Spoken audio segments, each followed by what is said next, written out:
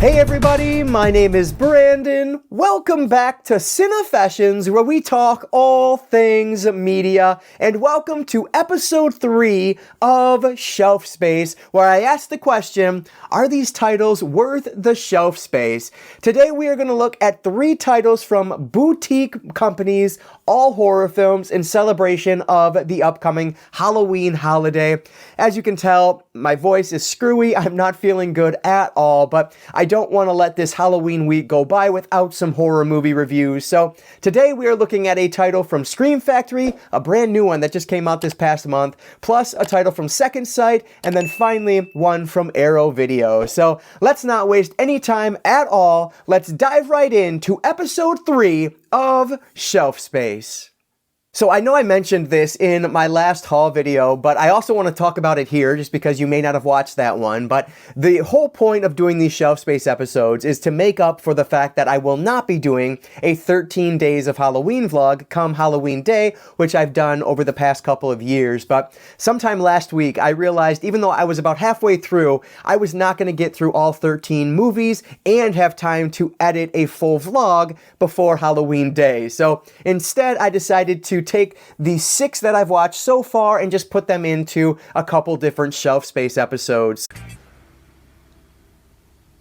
Failure! The idea with my 13 days this year was to make it feel a little bit different and keep things short and sweet. So I'll try to kind of bring that idea here as well. It's going to feel similar, but it's going to be a little bit shorter than normal. At least that's the hope. So first up is a brand new release from Scream Factory, a found footage film, As Above, So Below, and this one is from 2014, directed by John Eric Dowdle.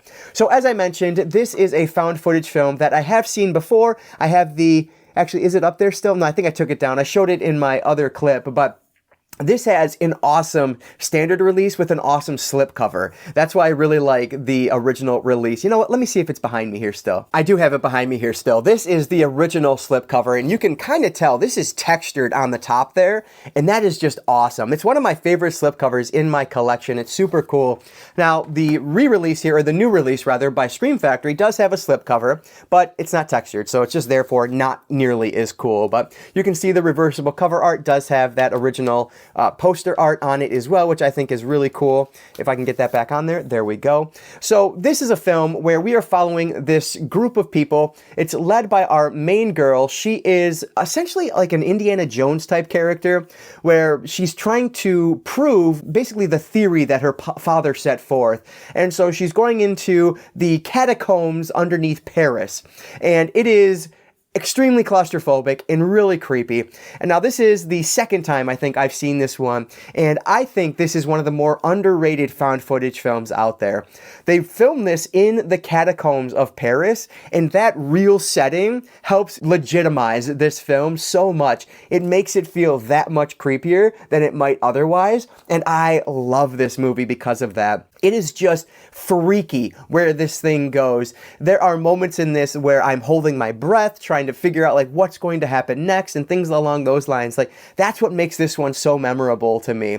The group of people that you encounter, I think, do a great job. With found footage films, if the acting isn't on par, then the whole movie is just going to collapse. And here, they do a great job. It really feels like legitimate. So I love this one. This is a film that I highly recommend if you've not seen it. Now, the release itself, I don't know that I'm going to recommend that everybody run out and spend whatever $30 or $35 on this release, because while there are 2 special features on here that are new to this release, it only equals about 45 minutes worth of new content. Otherwise, everything else you're getting is available on this release also. Now, I don't know what they did with the transfer. I didn't really notice a difference in the transfer at all, so I'm guessing it's probably the same release or the same transfer on this release, but I'm not 100% certain there. That said, as someone who absolutely loves this film, I'm happy to have the extra special features. So while I wouldn't recommend this to everybody, if you are a big fan of this one already, I definitely would recommend this to get those extra special features.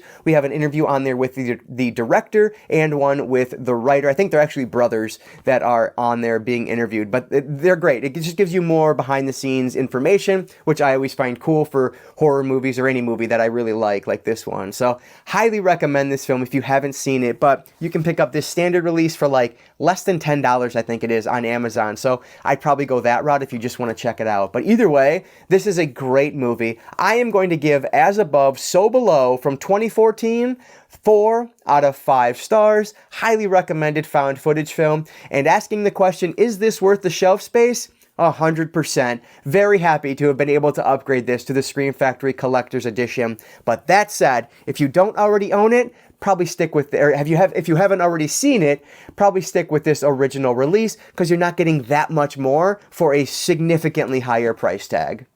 Thank you guys for bearing with me through this episode because I'm not feeling great. There's going to be weird pauses. I'm already stumbling over my words. So thank you guys for your patience as we go through this one. But the second release I want to talk about today is a Second Sight release. So very fitting. This is the 4K release of It Follows.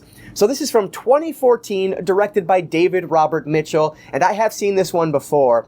But I was someone who, when I first watched it, I don't think I liked it nearly as much as everybody else did. I thought it was a good movie, but this movie got so much praise, especially on its initial release, that I didn't think I was on the hype train like everyone else was. But watching it through a second time, I realized how wrong I was, and this is absolutely worthy of all the praise it gets. This is actually the collector's edition release from Second Sight, and this release is gorgeous.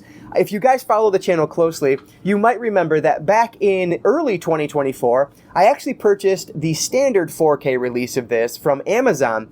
Well, when I was at Disc Replay, I don't know, maybe a month or two ago now, they had this release for about the same price, maybe even a little bit cheaper than what I bought for the new version on Amazon. So it was a no-brainer. I was able to then go and sell my unopened 4K standard edition for even more than I paid for this one. So it was absolutely no chance I was leaving this one behind.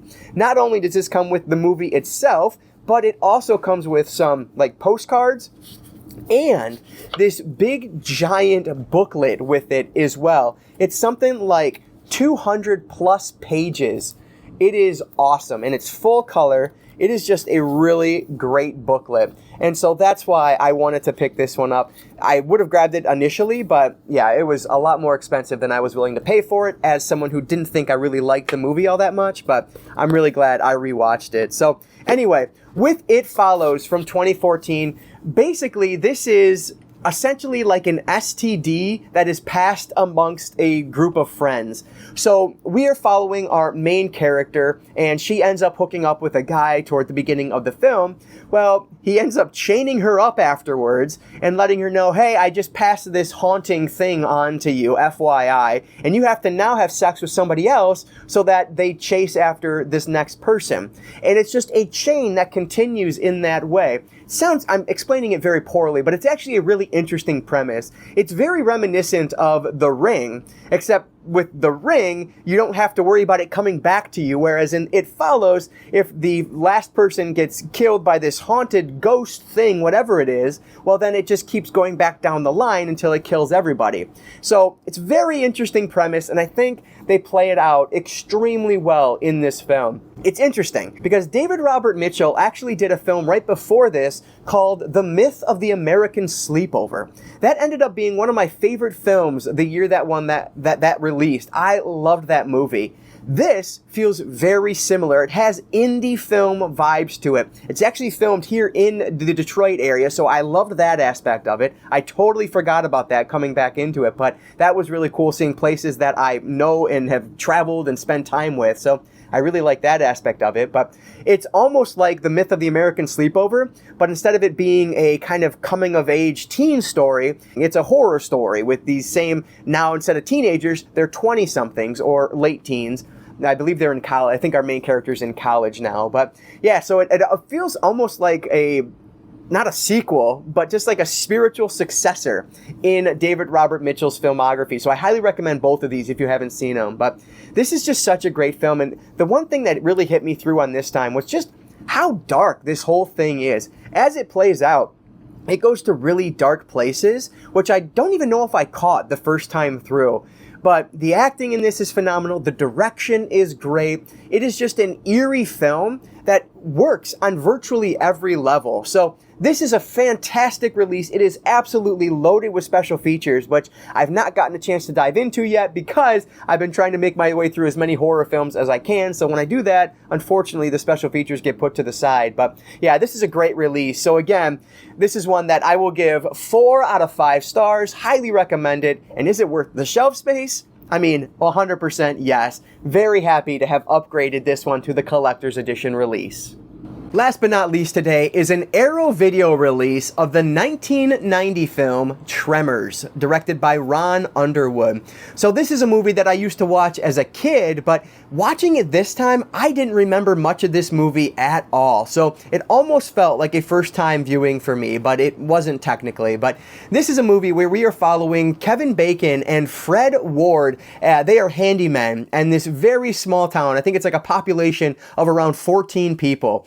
And they all of a sudden start feeling these tremors, start shaking the earth. And of course, it is going to be a creature feature with these really cool looking underground creatures that are trying to take over the town. This is a very funny film, and I totally forgot that coming into it this time. But Kevin Bacon is just awesome in this. And then his foil alongside him, Fred Ward, is great. There's also a female lead that plays kind of the third leading character in this. And the chemistry between the three of them, I think, is just incredible. They do such an awesome job together, and it's really what drives the film to its, to its conclusion. I think they do great. On top of that, we also get Reba McEntire in this, which is so cool. I forgot that she was in this, and she does such a really fun job. She's essentially playing a doomsday prepper along with her husband in the film, and they are great in this. They're hilarious as well. But what really stood out to me this time through was just how incredible the special effects are in this film. There's a moment where a bunch of the characters are sitting on top of a building and the building starts shaking. And the way they play that practical effect is just awesome. I was really blown away by that. The creature effects in this look great too. Now, out of the 3 I've talked about today, the most impressive transfer for me has to be this Arrow Video release of Tremors. The 4K on this looked absolutely stunning. It looked great on It Follows as well, but here it really stands out. The grain structure looks awesome. The open shots of like the desert landscape are awe-inspiring. This is an absolutely beautiful 4K release of this one, and there are multiple audio tracks on this as well. I did the 5.1, I believe, on this time through, and it sounded great, but there is the original audio on there as well. So if you want that, you do have that option. But this is just an awesome movie. It is so much fun. The creature effects are great. The acting is awesome. It is a lot funnier than I would have expected it to be.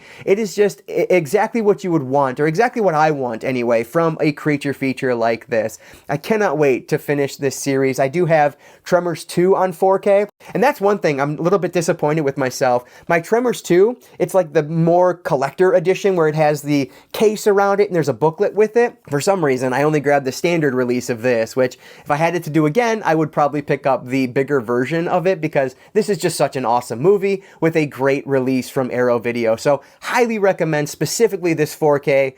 Such a great disc if you haven't seen it. So I am going to give Tremors, much like I gave the other 2, 4 out of 5 stars. It has been a very successful episode 3 of Shelf Space. And is it worth the shelf space? You betcha. This film is fantastic. Everyone should go out and pick this up if you are a fan of this film, because this 4K transfer looks awesome and it is loaded with special features to boot. Just a great release from Arrow Video. Alright, so episode 3 of Shelf Space is a complete success, with all 3 of them being 4 out of 5-star films and awesome releases on top of that, so all of them are worth the space on my shelf. But I would love to hear from you guys down in the comments below. What do you think of these 3 films? Do you have these releases specifically? And if so, what do you think of the transfers? Is it worth your money? Let me know what your thoughts are on that and anything else down in the comments below. But another successful episode of Shelf shelf space is in the books. Check later on this week because I should have another episode coming out, episode 4, where I talk about 3 more boutique horror releases to celebrate the Halloween season. But thank you guys for sticking with me. Again, I'm sure it was kind of awkwardly edited, so I appreciate you sticking with and dealing with my voice as I make my way through this sickness, which is super annoying. But again, thanks for being here. I really do appreciate that. Before you go, I'll just encourage you all to consume some media today. Thanks again for watching, and I will catch you all next time.